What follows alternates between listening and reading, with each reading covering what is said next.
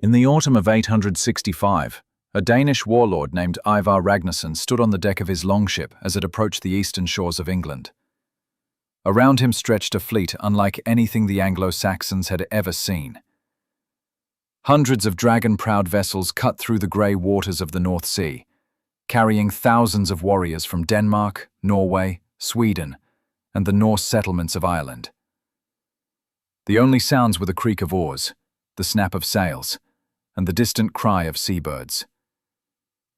He did not know that the next 14 years would see the conquest of 3 kingdoms, the near destruction of a 4th, and the permanent transformation of England into a land divided between Saxon and Dane. He was Ivar the Boneless, son of the legendary Ragnar Lodbrok, commander of what the terrified Anglo-Saxon scribes would call the Great Heathen Army. His brothers Halfdan and Ubba sailed beside him, leading their own warbands. Their mission was not a raid. They had not come to plunder monasteries and vanish into the mist. They had come to conquer, to carve kingdoms from Anglo-Saxon soil, to avenge their father's death, and to claim England as their own. And the strategy they employed in the years that followed, a campaign of systematic conquest, political manipulation, and brutal warfare, would shatter the 4 Anglo-Saxon kingdoms one by one, creating the Danelaw that would dominate northern and eastern England for generations. The invasion that began on the Isle of Thanet in 865 would become the most successful Viking military campaign in history. Before the story continues, a note on our mission. This narrative is a 100% fact-checked account, based on hours of research into primary historical sources, including the Anglo-Saxon Chronicle, the writings of the Anglo-Saxon historian Athelweard, the fragmentary annals of Ireland, and the Norse sagas, including the tale of Ragnar's sons. The visuals you are seeing are atmospheric. They are not a literal recreation, but are designed to create a mood, a historical audiobook with visual accompaniment. If you believe true stories are more powerful than fiction, please support our mission of telling them by liking and subscribing. Now, the story continues. To understand what made the Great Heathen Army different from every Viking raid that came before, you need to understand what England looked like in 865. The island was not a unified nation. It was divided into 4 major Anglo-Saxon kingdoms, each ruled by its own king. In the north was Northumbria, once the most powerful kingdom but now weakened by internal civil war. In the Midlands lay Mercia, ruled by King Burgred, still strong but vulnerable. To the east was East Anglia, wealthy from trade but small and isolated. And in the south was Wessex, the most formidable of the 4, ruled by King Alfred and his younger brother Alfred, who would later be called the Great. These kingdoms had suffered Viking raids for decades.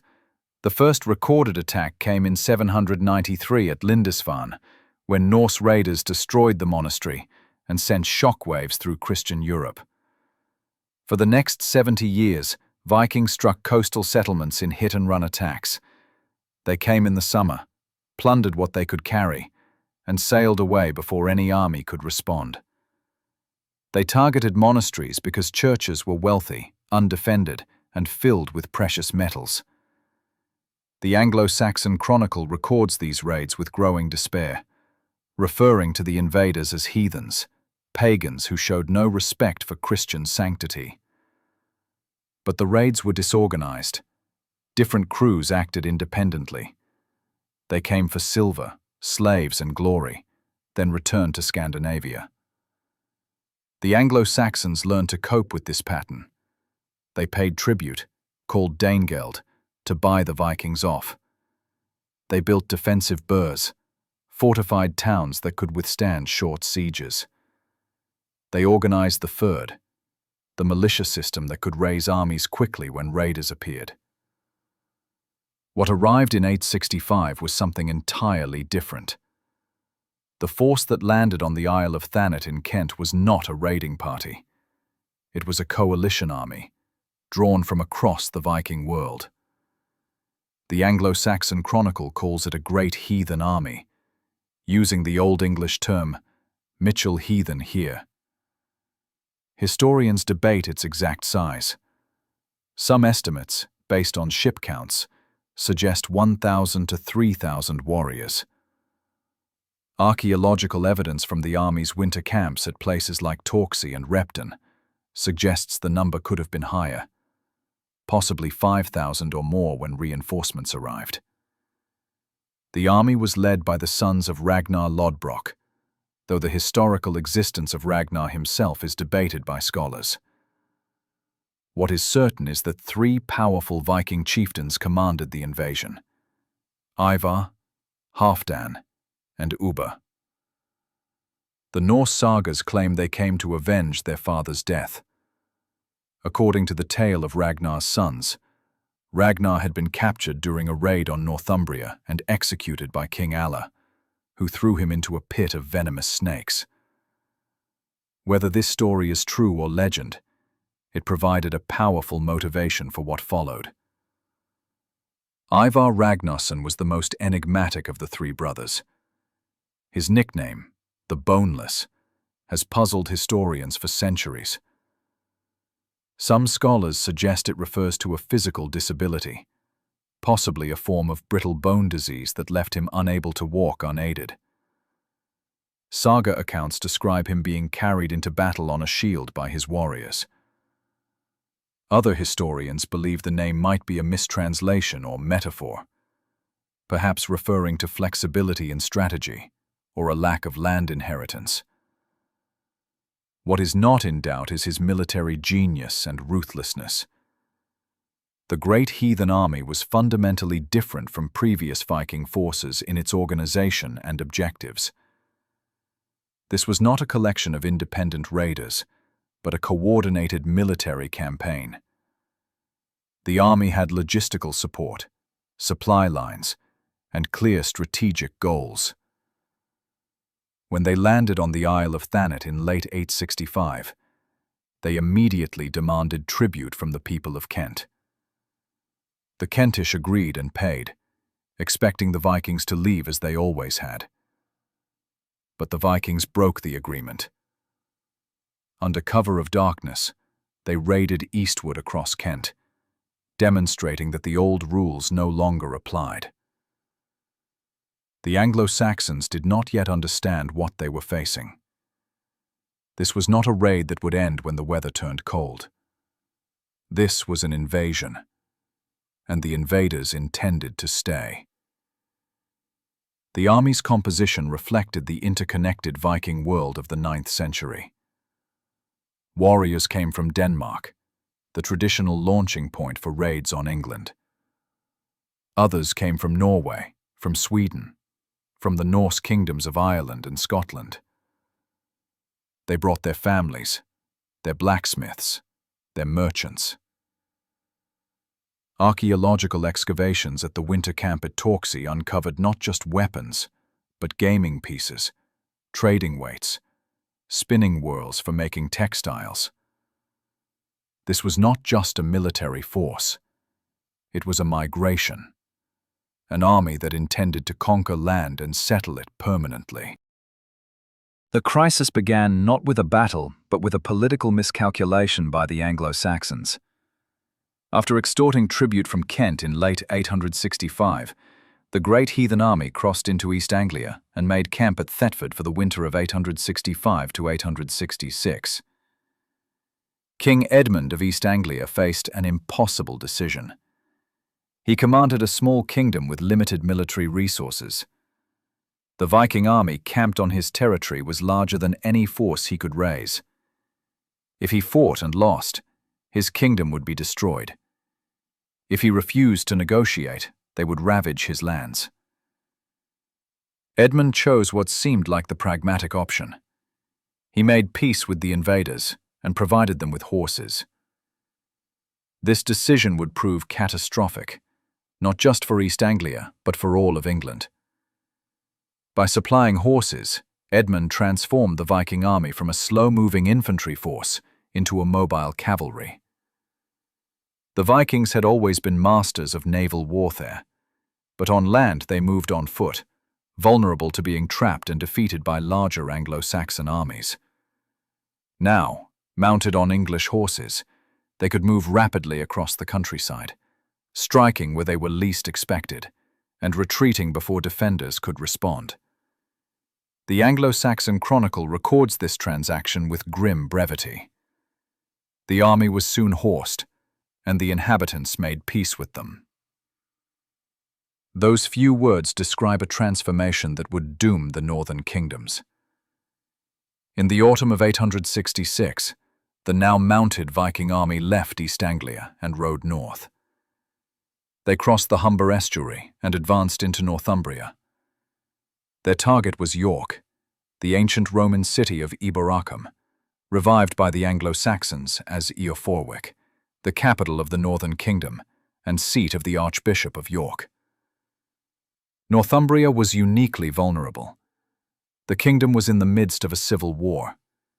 King Osbert, the legitimate ruler, had been deposed by a rival named Alla, who had seized power despite having no royal blood. The two men hated each other, and their supporters had been fighting for control of the kingdom for years. When the Great Heathen Army approached York on November 1st, 866, the city's defenses were in disarray. York still retained its ancient Roman walls, massive stone fortifications that had stood for centuries. But the walls were crumbling, poorly maintained, and inadequately garrisoned. The city's defenders were divided between supporters of Osbert and Alla.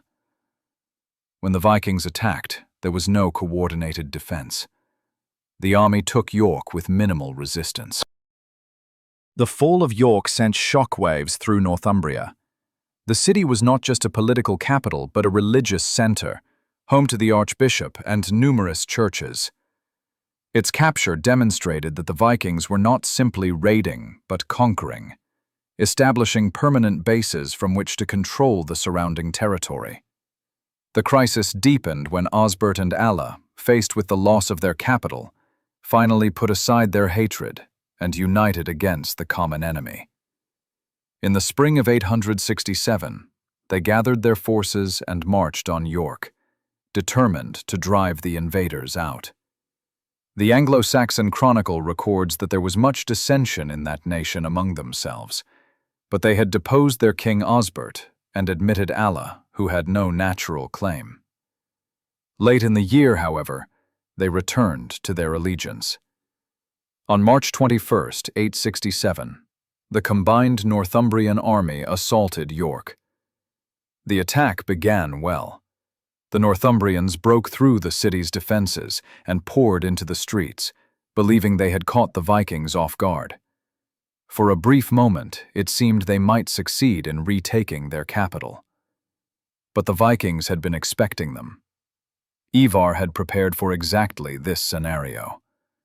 The narrow streets of York, originally laid out by Roman city planners, negated the Northumbrians' advantage in numbers. In the confined spaces between stone buildings, the battle devolved into brutal, close-quarters combat, where Viking experience and discipline proved decisive. The Anglo-Saxon Chronicle describes what happened next with stark simplicity. They broke into the city, and the enemy slew them there. An excessive slaughter was made of the Northumbrians, some within and some without, and both the kings were slain. Both Osbert and Allala died in the battle. The Norse sagas provide a more dramatic account, claiming that Alla was captured alive and executed by the Blood Eagle, a gruesome ritual execution where the victim's ribs were cut from the spine and pulled apart to resemble wings. Whether this actually happened is disputed by historians, but the Anglo-Saxon Chronicle confirms that both kings died, and that Northumbrian casualties were catastrophic. With the death of both rival kings and the destruction of the Northumbrian army, the kingdom effectively ceased to exist as an independent power. The Vikings installed a puppet ruler named Egbert to maintain the appearance of continuity, But real power now rested with Ivar and his brothers. The crisis was complete. Within 2 years of landing in England, the Great Heathen Army had conquered the most powerful northern kingdom. And they were just beginning. The moment that defined the entire campaign came not on a battlefield, but in a strategic decision Ivar made after the fall of York. Traditional Viking raids followed a predictable pattern. Strike fast, take what you can carry, leave before winter forces you to hunker down, or sail home before storms make the North Sea impassable.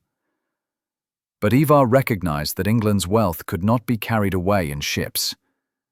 The real treasure was the land itself, the productive farmland, the trading towns, the infrastructure built by Romans and maintained by Anglo-Saxons.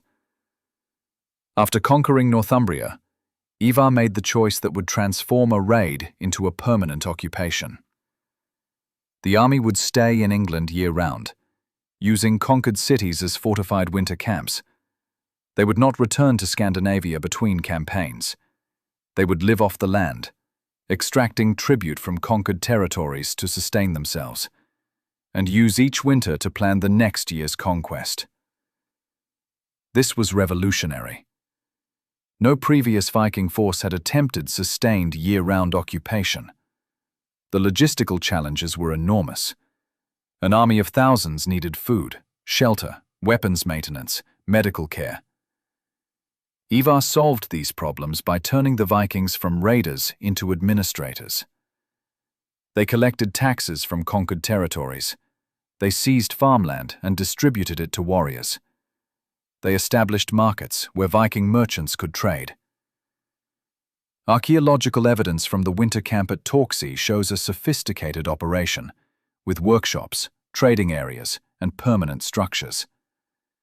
The second major decision came in 867, after York was secure. The army split into multiple columns to strike at different targets simultaneously. This allowed them to keep multiple Anglo-Saxon kingdoms off balance, preventing any from gathering sufficient forces to mount a serious counterattack. In the autumn of 867, one column rode south into Mercia and took Nottingham. King Burgred of Mercia, recognizing the threat, made an unprecedented move. He called for help from Wessex. King Ethelred of Wessex and his brother Alfred marched north with an army and joined with Mercian forces outside Nottingham. This should have been the moment when the Anglo-Saxons turned the tide. 2 kingdoms united against the invaders. But Ivar chose not to fight. The Vikings remained behind Nottingham's fortifications and waited. The Anglo-Saxon army besieged the city, but could not take it. As winter approached, supplies ran low. The Anglo-Saxons had their own kingdoms to defend. Burgred, desperate to avoid further destruction of his kingdom, negotiated. He paid tribute. The Vikings agreed to withdraw from Mercia. This was Ivar's genius. He understood that he did not need to win every battle. He needed to wear down the Anglo-Saxons' willingness to fight. Each campaign season, each siege, each negotiation, drained their resources and their morale. Meanwhile, the Viking army grew stronger. Word spread throughout the Norse world that England was ripe for conquest. New ships arrived with fresh warriors, seeking glory and land. In 871, a second major force called the Great Summer Army, led by a chieftain named Bagseg, joined the invasion. The decision to make England a permanent base of operations, to sustain the army through winters by extracting tribute and seizing farmland, to use fortified cities as strategic strongholds. This was the pivot that turned a raid into a conquest. Ivar transformed the Vikings from pirates into an occupying army, from seasonal raiders into permanent colonists. The risk was enormous. By committing to year-round operations in England, the Vikings left themselves vulnerable. They could not easily retreat if a major Anglo-Saxon counterattack succeeded. They were deep in enemy territory, surrounded by hostile populations. If the Anglo-Saxon kingdoms truly united, the Vikings could be trapped and destroyed. But Ivar understood the weakness of the Anglo-Saxon political system. The kingdoms were rivals. They had fought each other for generations. They would not easily cooperate. And as long as the Vikings could play them against each other, pay one off while conquering another, the invasion could continue. It was a calculated gamble, and it worked. For the next 6 years, from 867 to 873, the Great Heathen Army moved across England in a systematic campaign of conquest that the Anglo-Saxons seemed powerless to stop. After withdrawing from Nottingham in 868, the army returned to York to winter. The pattern had been established. Each autumn, the Vikings would select a fortified location, usually a town with Roman walls or defensible geography. They would make camp, extract supplies and tribute from the surrounding area, and prepare for the next year's campaign. Each spring, they would ride out to attack a new target. In 869, the army turned its attention back to East Anglia.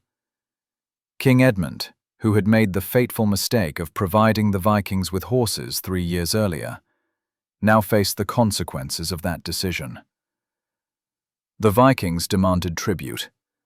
This time, Edmund refused. Perhaps he believed his kingdom's isolation would protect him. Perhaps he simply had nothing left to give. The Anglo-Saxon Chronicle is silent on his reasoning. What is recorded is the battle that followed, at Thetford, in November 869. Edmund's army met the Vikings in open combat and was destroyed. Edmund himself was captured. According to later accounts, the Vikings tied him to a tree and used him for archery practice, before beheading him. The Anglo-Saxon Church would later declare him a martyr, Saint Edmund, killed for refusing to renounce his Christian faith to pagan invaders. Whether this hagiographic account is accurate or not, the result was undeniable. East Anglia had fallen. Another kingdom was conquered. The Vikings spent the winter of 869 to 870 at Thetford, consolidating their control over East Anglia. Archaeological evidence suggests they began distributing land to Viking settlers during this period. This was not just military occupation, but colonization. Warriors who had fought in the conquest were rewarded with farms. Norse traders arrived to establish markets.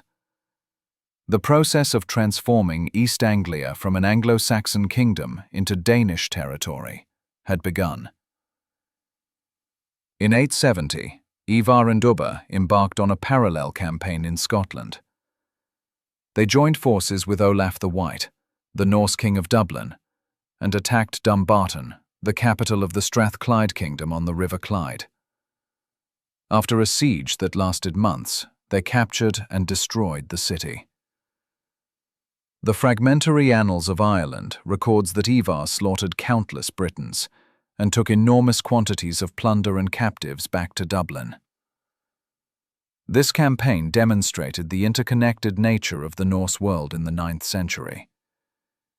Ivar could move between England, Ireland, and Scotland, drawing on resources and allies from across the Viking diaspora. Meanwhile, in England, the pressure on Wessex was mounting. By 870, Northumbria was conquered, East Anglia had fallen, and Mercia was paying tribute. Only Wessex remained fully independent, and it was now the primary target. In late 870, the Great Heathen Army, reinforced by the newly arrived Great Summer Army under Bagseg, advanced into Wessex and established a fortified camp at Reading. The winter of 870 to 871 saw a series of brutal battles as King Ethelred and Prince Alfred fought desperately to defend their kingdom. The Anglo-Saxon Chronicle provides detailed accounts of this campaign, unusual in its specificity compared to earlier entries. On January 4, 871, two Viking earls led a raiding party from Reading. They were intercepted by Ealdorman Ethelwulf at Englefield. The Anglo-Saxons won, killing one of the earls. It was a rare victory. 4 days later, on January 8th, Ethelred and Alfred led a major assault on the Viking camp at Reading. The attack failed. The Vikings held their fortifications. Ealdorman Ethelwulf was killed. The Anglo-Saxon army retreated with heavy losses.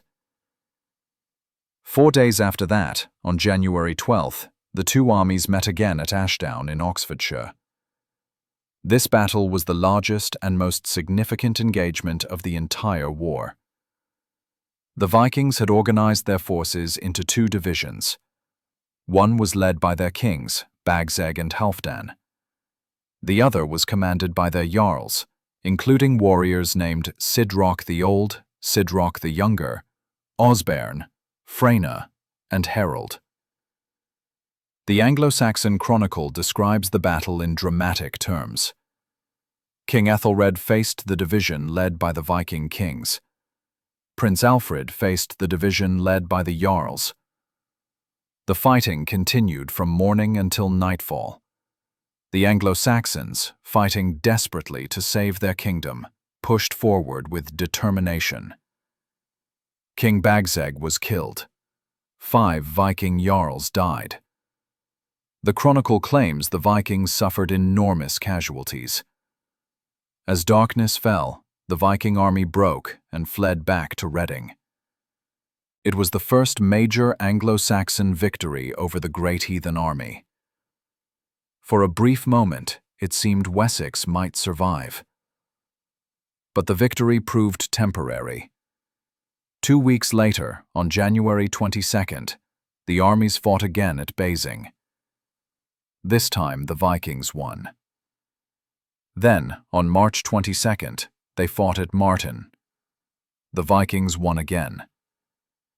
King Ethelred was mortally wounded in one of these engagements and died shortly after Easter, on April 15, 871. Prince Alfred now became king at the worst possible moment. His kingdom was under invasion. His army was exhausted from months of constant fighting, and the Viking forces were being reinforced with fresh warriors from Scandinavia. Over the next few months, Alfred fought battle after battle, winning some, losing others, but unable to drive the Vikings out of Wessex. In the autumn of 871, Alfred made a painful but pragmatic decision. He paid the Vikings to leave. The Anglo-Saxon Chronicle records it simply. Alfred made peace with the army, and they swore oaths to him. The exact amount is not recorded, but it must have been substantial. The Vikings withdrew from Wessex and moved to London for the winter. The years 871 to 873 saw the Great Heathen Army turn its attention back north. A rebellion had broken out in Northumbria against the puppet king Egbert. The Vikings rode north, crushed the rebellion, and reasserted control. They then moved into Mercia, the last unconquered kingdom. In 873, the army made its winter camp at Repton in Derbyshire, the ancient capital of Mercia. King Burgred, who had already paid tribute multiple times, finally broke under the pressure. He fled into exile, eventually reaching Rome. The Vikings installed another puppet ruler, a Mercian nobleman named Ceolwulf, who agreed to hold Mercia on their behalf. The winter camp at Repton has become one of the most important archaeological sites for understanding the Great Heathen Army. Excavations in the 1970s and 1980s uncovered a fortified enclosure built around a church. Inside, archaeologists found a mass grave containing the remains of at least 264 individuals, many showing evidence of violent deaths. Nearby was the grave of a warrior buried with weapons and a Thor's hammer amulet, his body showing horrific injuries including sword cuts to the skull and a massive wound to the femur. Some historians believe this warrior might be Ivar the Boneless himself. The Anglo-Saxon Chronicle records that Ivar died in 873, and the saga literature mentions that he was buried in England.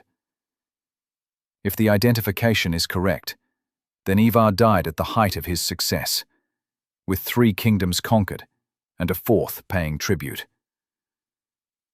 After Ivar's death, the army split. Halfdan led one contingent north into Northumbria, where he began distributing land to his followers. The Chronicle records, Halfdan shared out the land of Northumbria, and they proceeded to plough and to support themselves. This was the transition from conquest to settlement. The Vikings were becoming English. The other half of the army, led by a chieftain named Guthrum, remained focused on conquering Wessex. The war would continue for another 5 years before Alfred finally achieved a lasting peace in 878 at the Treaty of Wedmore. That treaty divided England into 2 zones. The south and west remained Anglo-Saxon under Alfred's rule. The north and east became the Danelaw, territories under Viking control. The darkest hour for Anglo-Saxon England came in January 878, when Guthrum launched a surprise winter attack on Chippenham, where King Alfred was celebrating Christmas. The timing was brilliant and ruthless. Winter campaigns were almost unheard of in medieval warfare. Armies traditionally disbanded after the harvest season, with warriors returning to their farms until spring.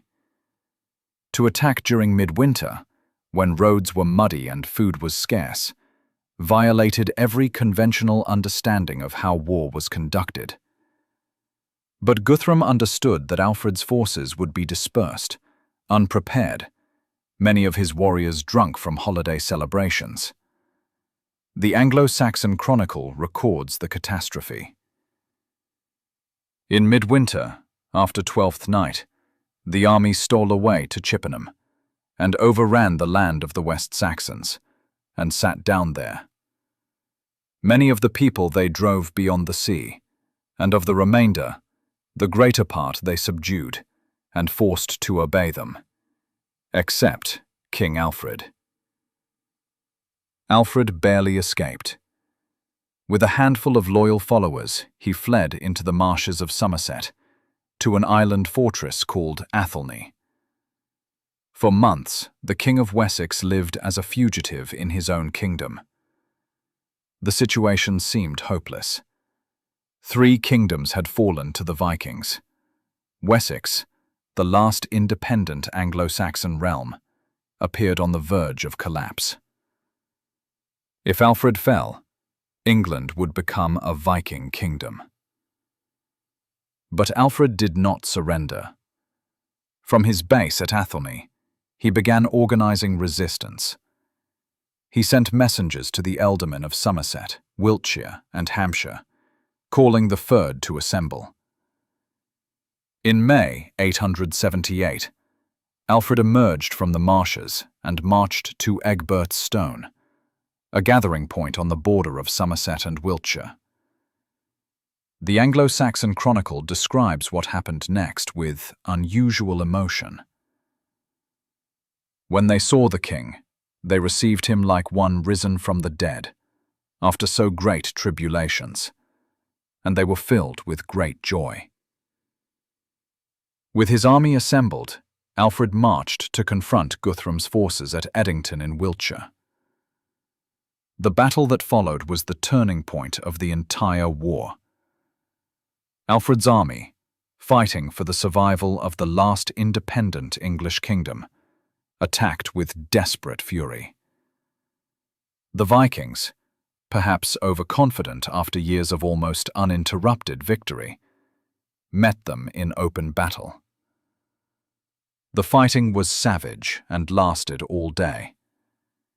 The Anglo-Saxon Chronicle records, Alfred fought against the entire army and put it to flight, and pursued it to the fortification, and besieged it there 14 days. Eventually, the starving Vikings sued for peace. The terms Alfred imposed were unprecedented. Guthrum would withdraw from Wessex. He would convert to Christianity, with Alfred standing as his godfather. Most importantly, a formal boundary would be established dividing England between Anglo-Saxon and Danish territories. The Treaty of Wedmore, signed after Guthrum's baptism, created the Danelaw. The boundary ran roughly from London to Chester, splitting England diagonally. Everything north and east of this line became Danish territory. Guthrum would rule as King of East Anglia. Other Viking leaders controlled York and parts of Mercia. But Wessex remained independent, and Alfred had secured his kingdom's survival. The final accounting of the Great Heathen Army's campaign is staggering. From 865 to 878, 13 years of continuous warfare, the Vikings had conquered 3 major kingdoms and established permanent settlements across half of England. Northumbria, East Anglia, and eastern Mercia were now Danish territories. The demographic and cultural transformation was profound. Norse settlers brought their language, their laws, their customs. Place names changed. Towns ending in by, thorp, thwaite proliferated, all Norse suffixes. Legal codes blended Anglo-Saxon and Viking traditions, creating a hybrid Danelaw system. The casualties are impossible to calculate with precision. The Anglo-Saxon Chronicle records multiple battles, with death tolls in the thousands. At Ashdown alone, it claims 5 Viking kings and many earls were killed. The burial site at Repton contains at least 264 bodies. These numbers represent only a fraction of the total deaths, warrior and civilian, over 13 years of warfare. But the Vikings had not conquered all of England. Wessex survived, and under Alfred and his descendants, it would eventually reconquer the Danelaw and unite England under a single crown. The process would take generations. Alfred's son Edward and daughter Athelflaed would begin the reconquest in the early 10th century. Alfred's grandson Athelstan would complete it in 927, becoming the first king of a united England. Yet even in defeat, the Great Heathen Army had permanently changed England. The Danelaw left a lasting imprint. English absorbed hundreds of Norse words. Legal traditions blended. Genetic studies of modern English populations show significant Scandinavian ancestry in regions once controlled by Vikings. The hybrid Anglo-Scandinavian culture that emerged from this period shaped English identity for centuries. The climax was not a single battle but a compromise. Alfred could not drive the Vikings out entirely, and Guthrum could not conquer Wessex.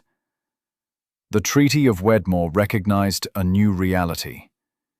England would be shared between Saxon and Dane, and from that division, a new nation would eventually emerge. The immediate aftermath of the Treaty of Wedmore saw the transformation of the Great Heathen Army from conquerors into settlers. Halfdan, who had led the northern contingent after Ivar's death, distributed land to his warriors throughout Northumbria in 876. The Anglo-Saxon Chronicle records this with resignation. Halfdan shared out the land of Northumbria, and they proceeded to plough and to support themselves. Warriors became farmers. The Viking Age in Northumbria had ended, not with a final battle, but with a transition to agricultural life. Guthrum, now baptized as Athelstan, ruled East Anglia as a Christian king until his death in 890. He minted coins bearing Christian symbols, administered justice according to a hybrid of Anglo-Saxon and Danish law, and became a legitimate ruler rather than a foreign conqueror. The transformation was complete. Ivar the Boneless himself did not live to see the final settlement. He died in 873, probably at Repton, at the height of the army's success. The Annals of Ulster, an Irish chronicle, records his death. Eamar, king of the Norsemen of all Ireland and Britain, ended his life. The title reflects his extraordinary achievements. He had ruled territories in Ireland, Scotland, and England simultaneously, coordinating campaigns across the Irish Sea. The legend of Ivar grew after his death. The sagas portrayed him as a brilliant strategist who avenged his father's death and carved kingdoms from enemy soil despite his physical disability. Whether he was actually unable to walk or whether the nickname Boneless had some other meaning, he became a symbol of Viking resilience and cunning. The long-term legacy of the Great Heathen Army extended far beyond the immediate military conquest. The establishment of the Danelaw created a lasting Scandinavian presence in England. Even after the Anglo-Saxon reconquest in the 10th century, Norse influence persisted. The legal code known as Danelaw remained in effect in northern counties. York, rechristened Jorvik by its Viking rulers, became one of England's most important cities, a major trading hub connecting Scandinavia with the rest of Europe. The hybrid culture that emerged from the mixing of Anglo-Saxon and Scandinavian populations shaped English identity. The English language absorbed Norse vocabulary at a fundamental level. Common words like sky, egg, knife, husband, and window are all Norse in origin.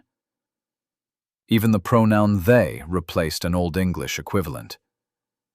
The Great Heathen Army's invasion also had profound political consequences. The pressure of Viking attacks forced the Anglo-Saxon kingdoms to centralize power and develop more effective military organizations.